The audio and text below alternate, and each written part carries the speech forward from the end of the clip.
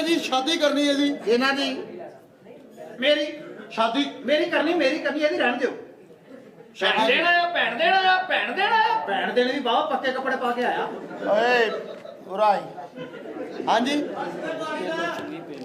ਤੂੰ ਤਾਂ ਕਿਹਾ ਸੀ ਨੀਲ ਕਪੂਰ ਆ, ਤੂੰ ਕੱਲੇ ਕਪੂਰੇ ਲੈ ਕੇ ਆ ਗਿਆ ਪੀ ਰਿਹਾ ਪੁੱਤਾ। ਇਹਦਾ ਚ ਨੀਲ ਕਪੂਰ ਕਿਹੜਾ ਹੈ ਅੰਨੀ ਦੇ ਆ।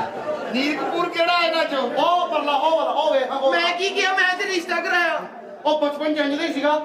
ਕਿਹੜਾ ਉਹ ਅੰਕਲ 2 ਮਿੰਟ ਬੰਦ ਕਰੋ, ਇੱਕ ਮਿੰਟ ਸਾਡੀ ਗੱਲ ਸੁਣ ਲਓ। ਇਹ ਨੀਲ ਕਪੂਰ ਨੂੰ ਕੀ ਵੱਡਾ ਬੁਖਾਰ ਹੋ ਗਿਆ ਸੀ? ਇਹਨੇ ਬੜੀ ਚੱਦਰ ਲਈ ਹੈ, ਸਿੰਧ ਵਾਲੀ ਸਾਈਡ ਨੂੰ ਰਕਸ਼ਾ ਚਲਾਉਂਦਾ। अस्सलाम वालेकुम अंकल। अस्सलाम वालेकुम अब्बू जी। हम आपकी बच्चियों के अमंगों के तर्जुमान हैं सर। अब्बू जी हाँ जी अंकल जी आओ। की रखंडे